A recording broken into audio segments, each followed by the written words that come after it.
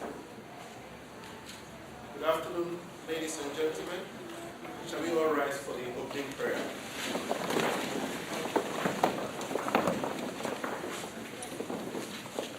Let us pray in the name of the Father, and of the Son, and of the Holy Spirit. God, our Heavenly Father, you are our divine healer. You never neglected the people of old to heal them spiritually and physically. And through your Son, continue this healing process. This afternoon, we've met here, Lord, to give you thanks and praise and commit to you what we are going to hear and experience and share this afternoon. You have inspired and given knowledge to some of us so that they specialize in curing us both in spirit and body.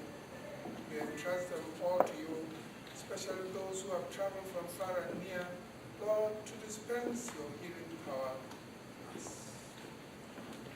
Enlighten all those who are going to speak to us, that what we hear will not only be heard and forgotten, but we would abide by whatever God inspired them to tell us, that indeed the health of your children here in Ghana, young and old, would be taken better care of. All this we pray in Jesus' name, amen. Amen.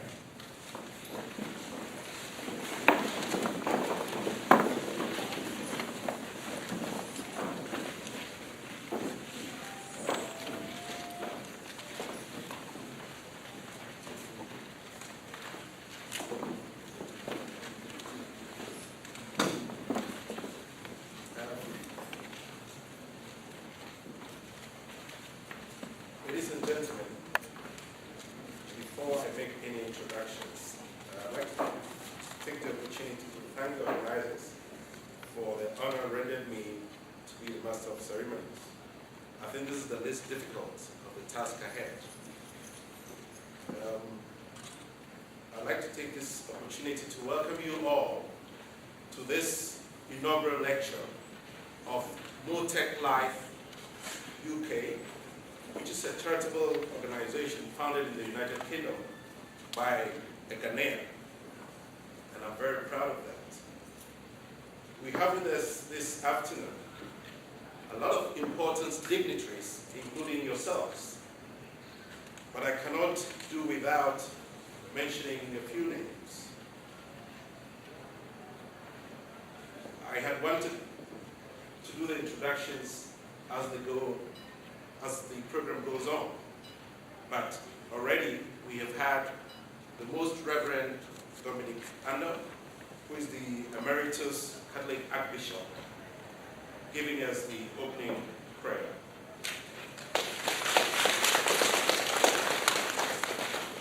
We also know that we always have the excuse of traffic, which I think we will have to deal with seriously so that we can all be punctual at such functions.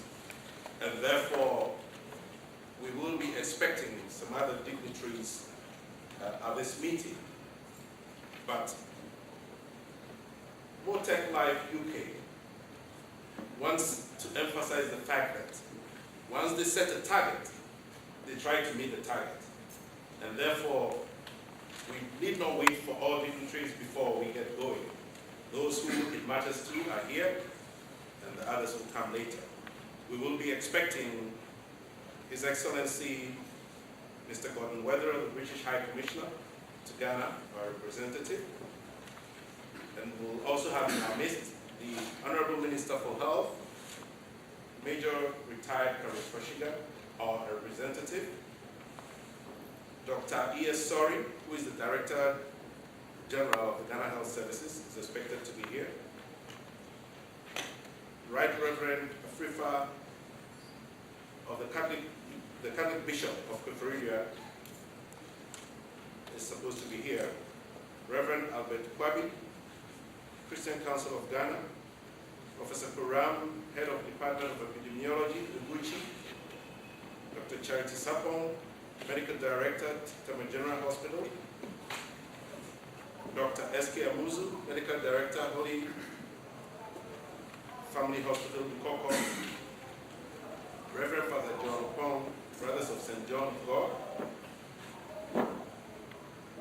Mr. Kwame Boateng, Medical Director, Pramsu St. Michael's Hospital, Professor E.Q. Achampong, Professor Beidu, both Emeritus Professors of Surgery from the University of Ghana Medical School, Professor P.K. Nyami, Director, Ghana College of Physicians and Surgeons,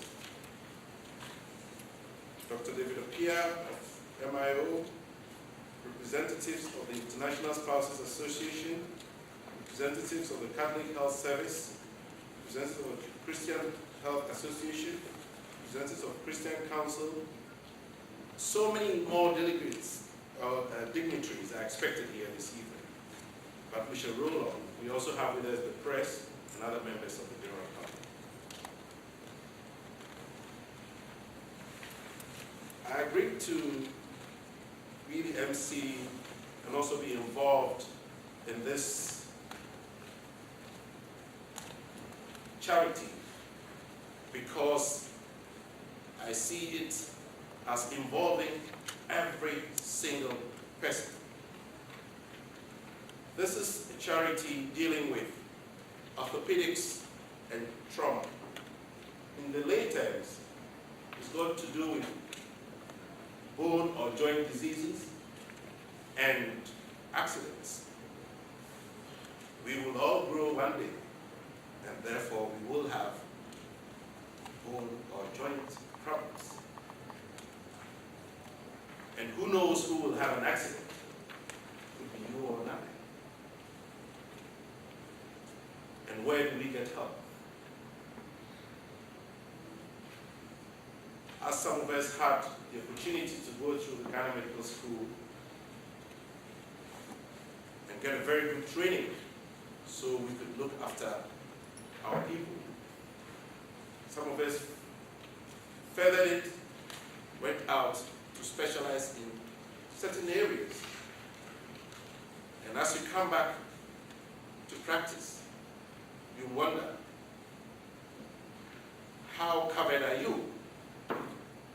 Tomorrow, you will not be as you are. What is the likelihood that you will get the kind of care you have tasted as being possible outside? And so, with colleagues, we've been thinking of how to fill in the gaps.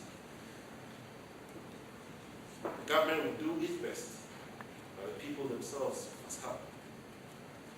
And when this opportunity came, and I had a chat with Dr. Uforiata, we had no option but to give the necessary support to get this charity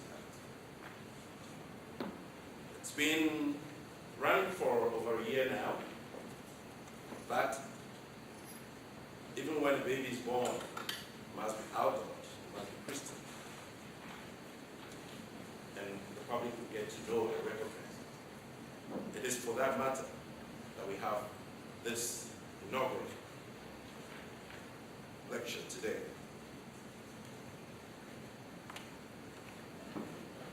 Those are bachelors, I have the distinguished honor of introducing to you our speaker for today, Daasebre Professor Emmanuel Oti Boateng. Thank you.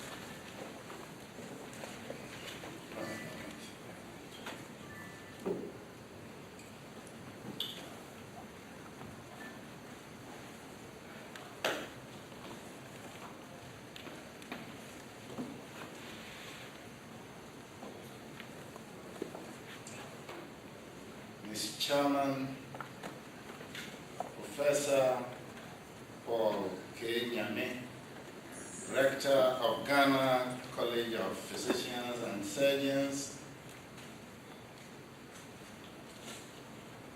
the Most Reverend Dominic Andor, Emeritus Catholic Archbishop of Accra, Dr. Paul Oforiatta, orthopedic surgeon and president of MotecLife-UK, Nananum, the medical director of Leicester Hospital, Dr. Idem Hiaji, representative of the Christian Health Association of Ghana, representative of Migration and Development in Africa, distinguished invited guests, representatives of the media, ladies and gentlemen.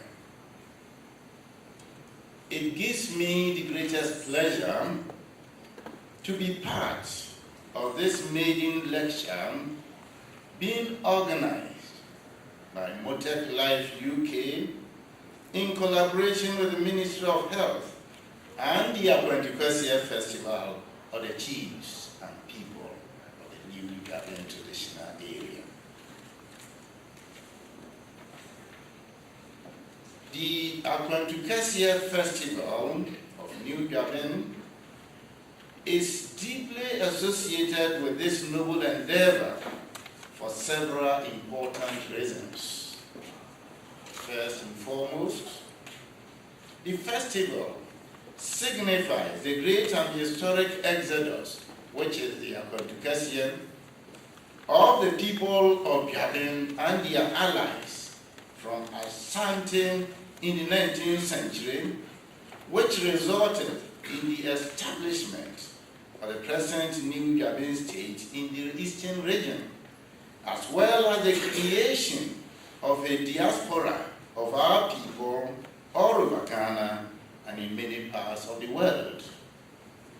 The festival was initiated exactly 10 years ago in October 1997 with the supreme mission of development in unity for the welfare of the people. The welfare of our people is directly dependent on our good health, which synchronizes with Motec's objectives. Again, the famous St. Joseph's Hospital, which is located in the Accra territory of Koforidua, the capital of New Gabon, is a direct beneficiary of Motec services in Ghana. Furthermore, we are all on the same wavelength in campaigning for the return of Ghanaian professionals in the diaspora to assist in the socio-economic development of the country. Above all, we are together celebrating the golden jubilee of the resumption of our sovereign status. I wish to assure MotecLife-UK that the chiefs and people of New Gabon will continue to give them our traditional support.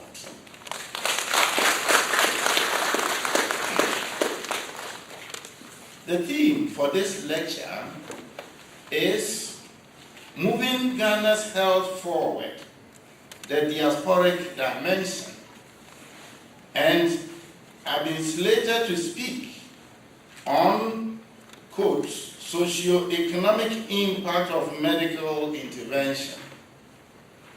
Upon a critical examination of the topic, I have decided to focus on socio-cultural and economic dimension of health.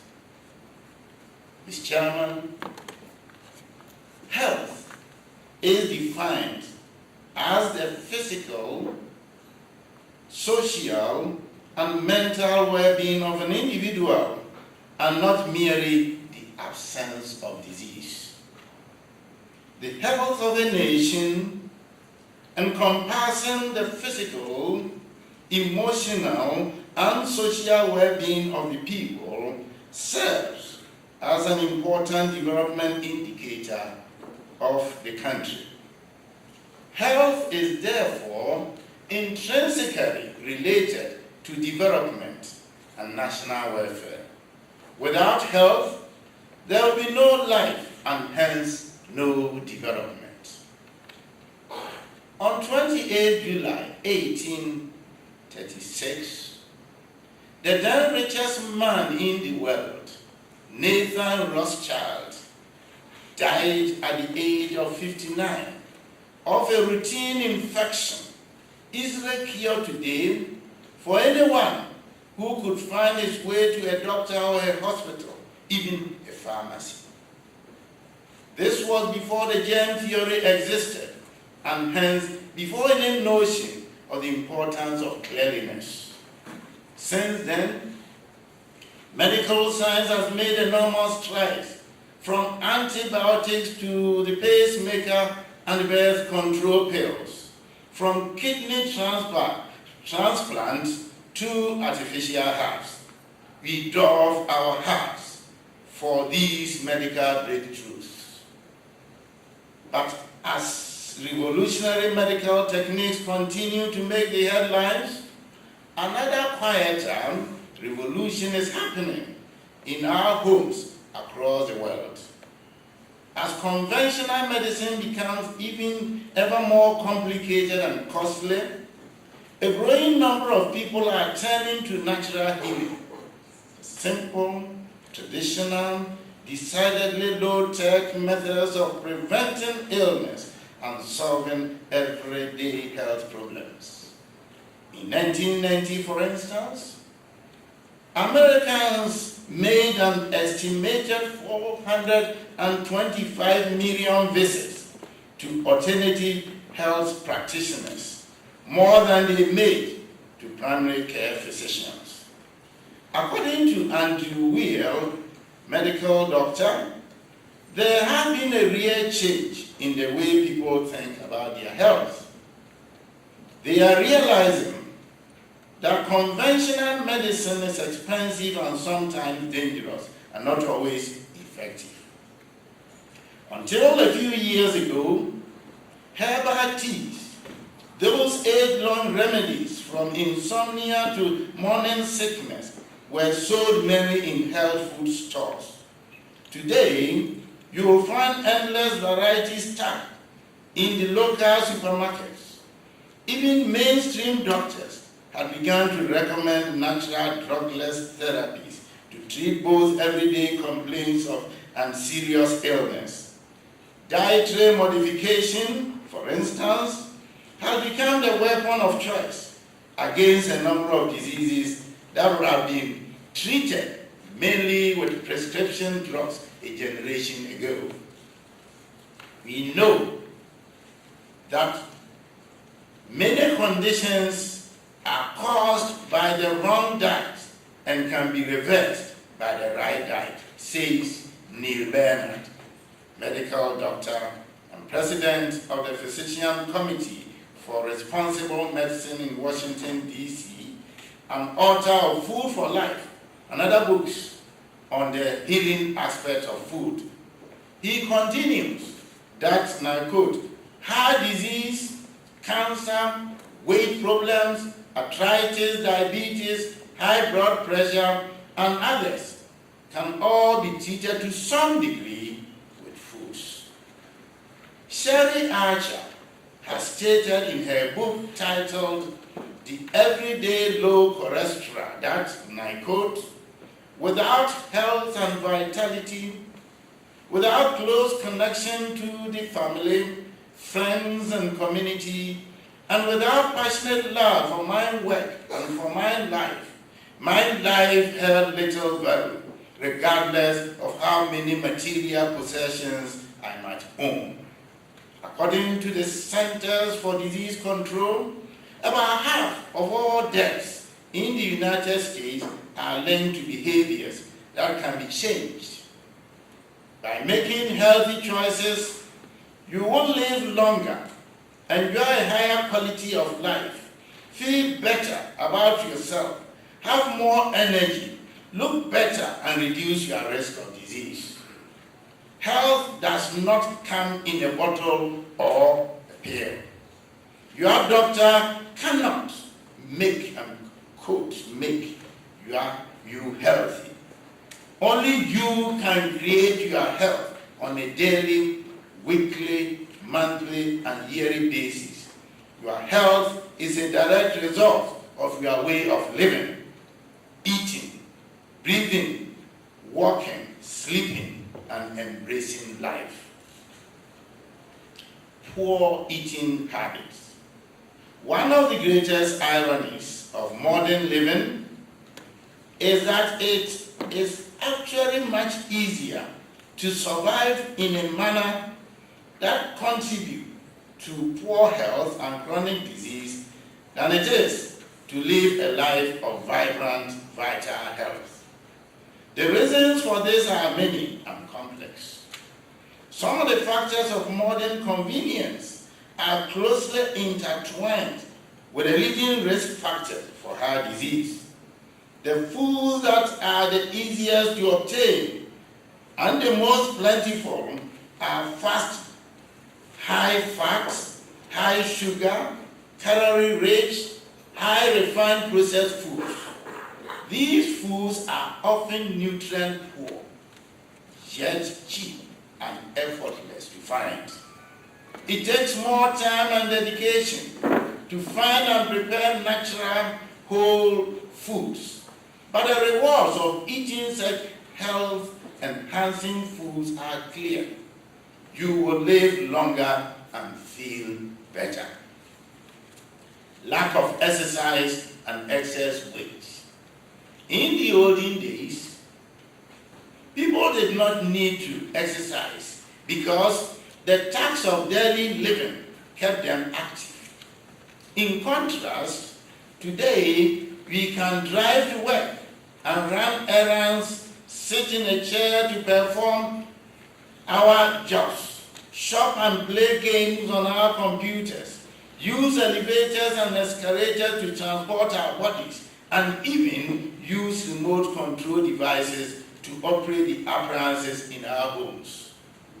Physical education is no longer a required daily curriculum for children, and stationary, technology-driven activities are often children's choice for play instead of physical outdoor games. All of this technology means that something we used to take for granted, like walking around each day to complete our tasks, or even to have fun and play, is no longer an essential part of our lives. Instead, we need to plan for movement. We need to brainstorm strategies to stay active. All of this inactivity has contributed to weight gain. When the inactivity is combined with easy-to-grab, calorie-rich foods, even more weight gain is the result. Exposure to toxins. Another aspect of modern living that makes it difficult to support health is that we are exposed to environmental toxins, including numerous carcinogens, cigarette smoke, air pollution, and other harmful chemicals in our air, water, and food supply, and all these undermine our well-being. They have also been proven in scientific studies to be harmful to both human health and to the environment. Chemicals and other toxins in our water, air, buildings, and food supply are impossible to avoid completely. Although you cannot totally control the environment you live in, you can do your part to work actively towards your health. Your personal effort to promote your own health can make a powerful difference in spite of your environment. Mental stress. One of the most prominent features of modern living is the difficulties of escaping the mental stress of daily life. Technology continues to drive the pace of work and living to faster and faster speeds. The cost of living, the pressure of competition for material wealth, and the challenge of balancing family, professional, and community ties all contribute to increasing daily pressures.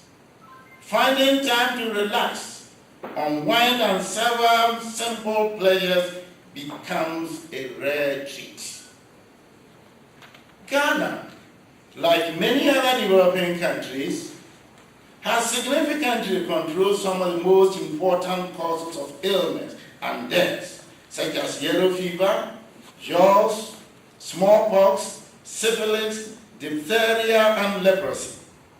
These epidemic diseases generally resulted in acute short-term illness with a very high death toll. In non-fatal cases, the consequences were prolonged illness with devastating impacts on the individual and the household.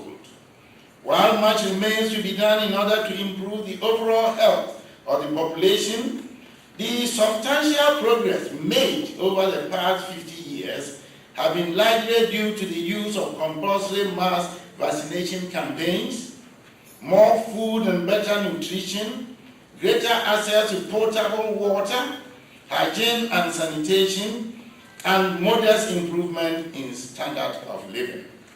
This effort has led to a substantial gain in life expectancy from about 33 years in the 1940s to about 58 years today. But this is still far below the desirable 72 years for the developed countries or the biblical years of 70. 58 years is still far below the biblical mark of 70. Mr. Chairman, as we celebrate the 50th anniversary of our independence, the health profile of the country, as presented presently by the Minister of Health, Major Retired Courage Kwashega, is quite gloomy. Malaria, a disease caused by Plasmodium species and transmitted by the female Anopheles mosquito, which is easily preventable, accounts for 13% of all deaths in Ghana, as well as a whopping 33% of all admissions in health facilities.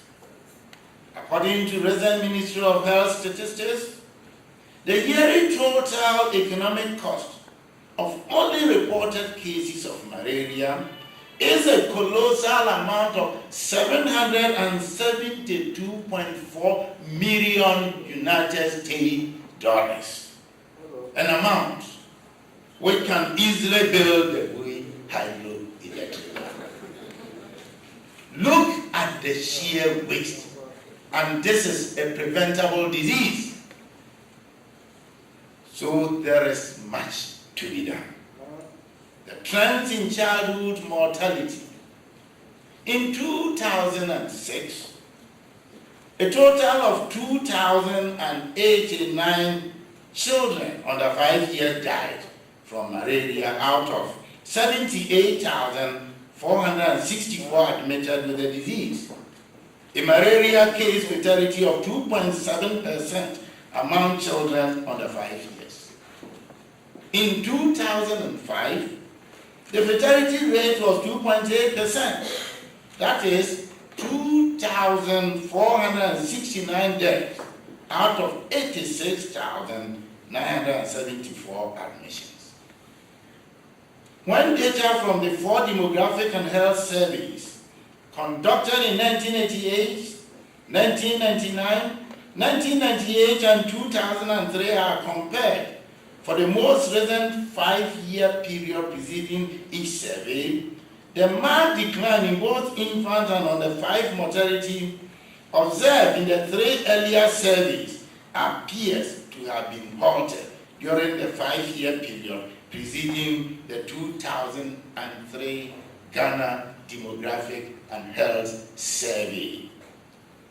This is caused principally by an increase in the neonatal mortality rate from 30 per 1,000 for the 0 to 4 years preceding the 1998 survey to 43 per 1,000 during the same period prior to the 2003 survey.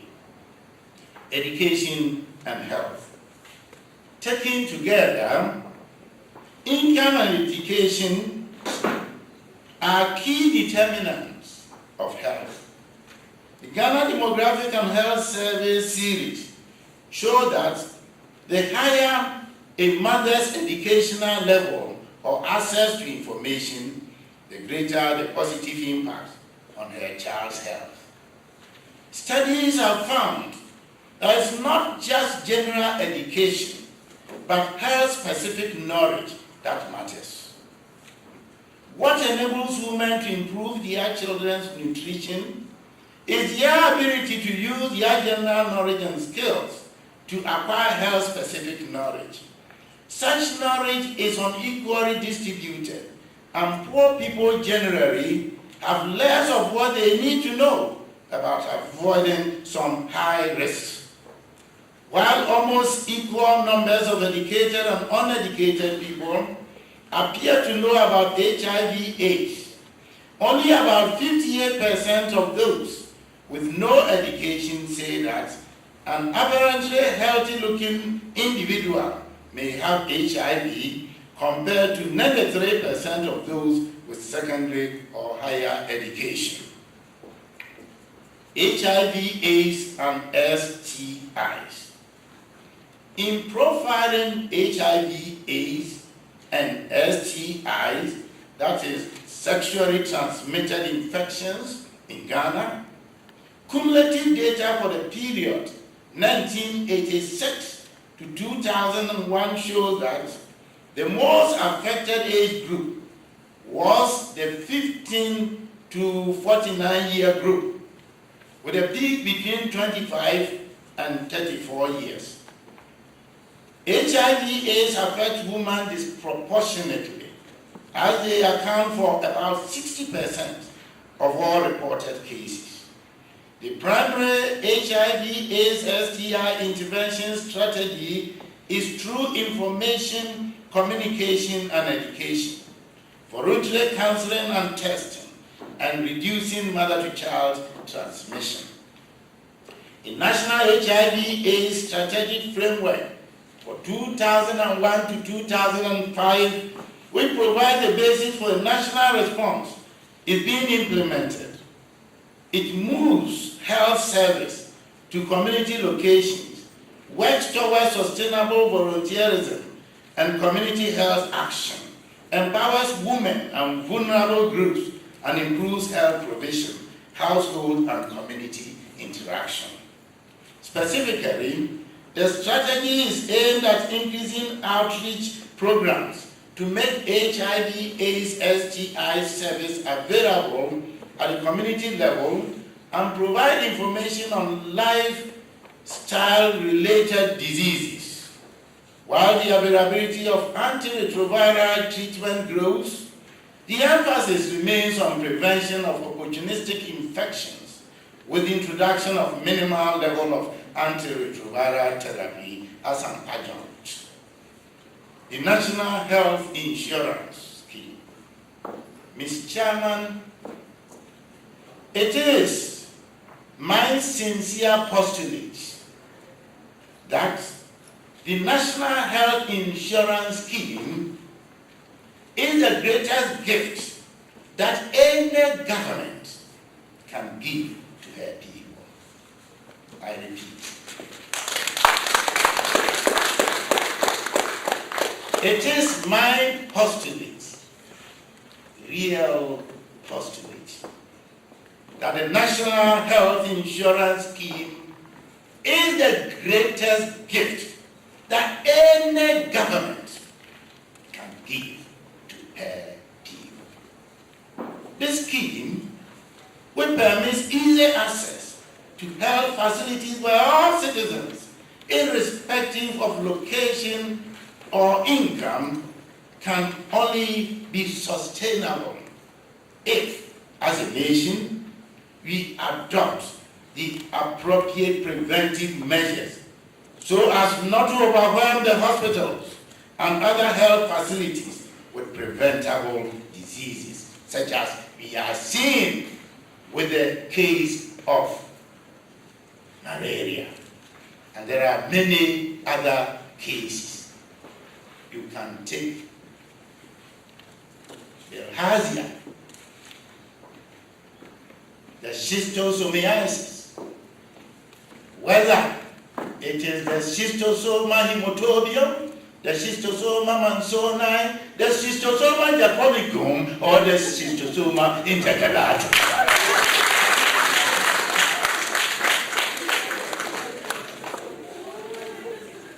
Mr. Chairman,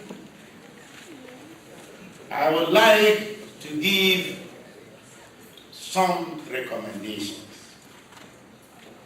And it is highly recommended that on the health sector front, the health workers should have a positive attitude to work.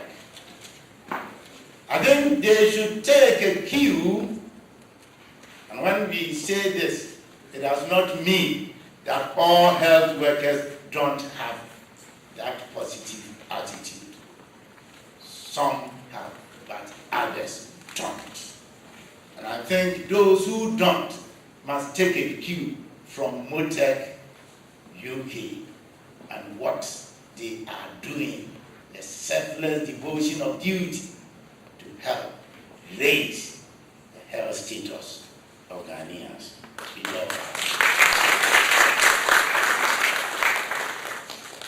There should be adequate logistics for effective health delivery in the country, and this goes to the government to provide the necessary and needed logistics for the health workers to be able to work judiciously and optimally.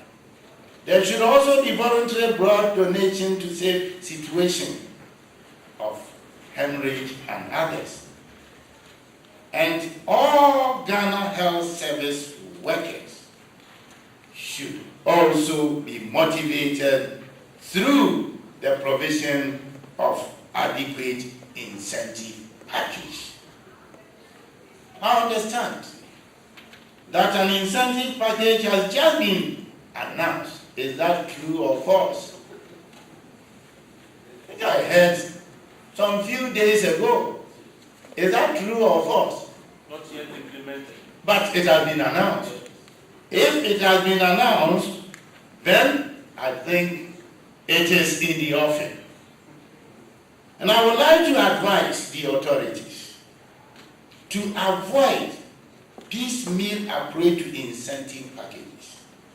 Rather, look at the whole health sector as a holistic entity and come out with the quantum and the relative and internal relativities which will be perfect in all its parts and satisfactory to the health sector community.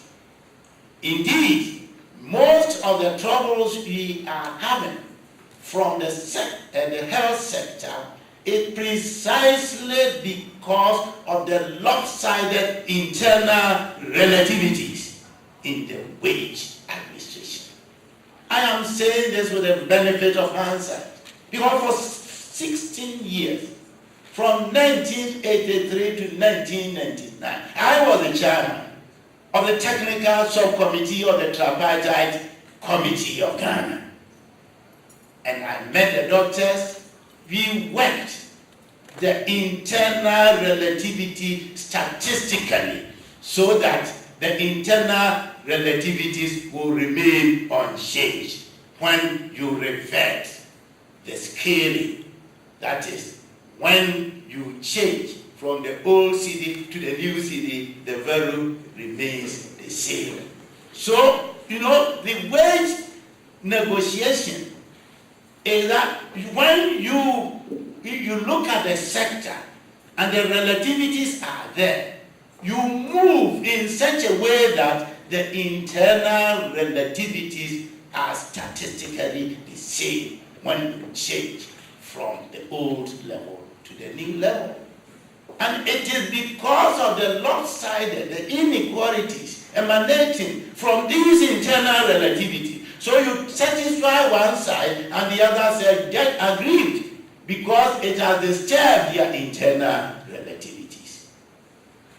And this is what I have to tell the authorities, that they must really infuse real statistics into the determination of wages so that the internal relativity of various groups within the sector will remain the same. If it remains the same, nobody can say anything because the internal relativities remain the same.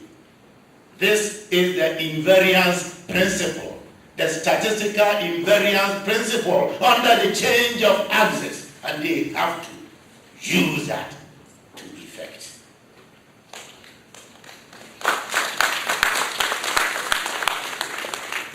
On the preventive aspect of healthcare, I would recommend the following.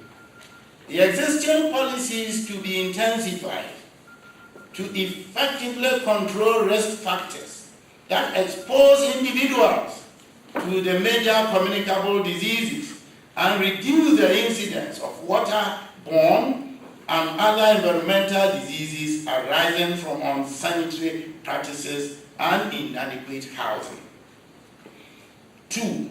Intensive and sustainable public education, which focuses on health-specific knowledge to improve sanitation, promote safe and responsible sexual practices, and enhance the general well-being of the people. 3. Provision of adequate nutrition and supplements to improve health. 4. Effective control of substance abuse, which continues to maim and incapacitate thousands of able-bodied people in the country every year with detrimental effects to the country. 5. The Ghana Health Service should encourage systematic research at periodic intervals to update the national health profile. This, again, is data collection and statistics on health, because policies must of necessity depend on relevant and up-to-date data. However, I would recommend the formation of strong and effective consumer associations at the national, district, and sub-district levels to cater for the welfare of the general consuming public through monitoring of the sale and consumption of unwholesome foods, as well as all marketable items which impinge on human health. On the curative aspect of health, there is the need for 1. Accessible and affordable healthcare services. Generic drugs should therefore be made easily available. Critical examination, diagnosis, and prescription of adequate curative drugs is also important. Emphasis on the respect for patient client rights, including the physically challenged and the aged. These people have the right to medicine, the right to be cured, and therefore their rights must be respected. Then, effective information, education, and communication strategy to permit clients to make informed choices and facilitate rational decisions on on usage of drugs. Strict observance of the professional code of ethics to minimize abuse of patients.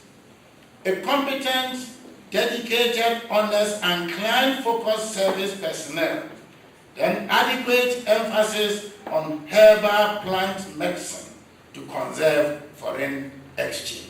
In conclusion, it is hoped that the National Health Insurance Scheme will greatly increase access to health services, especially in rural areas, to improve the overall health delivery system in the country and the general health status of Ghanaians. Thank you, and thank you very much.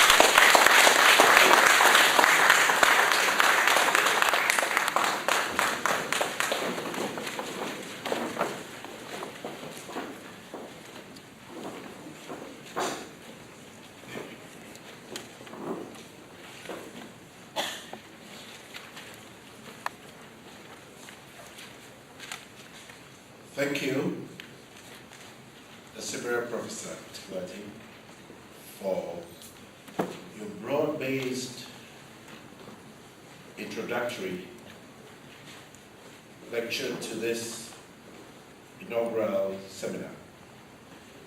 It couldn't have been better on such an occasion of the 50th anniversary or Golden Jubilee of this country, where we are looking at where we have come from, where we are, and where we're going.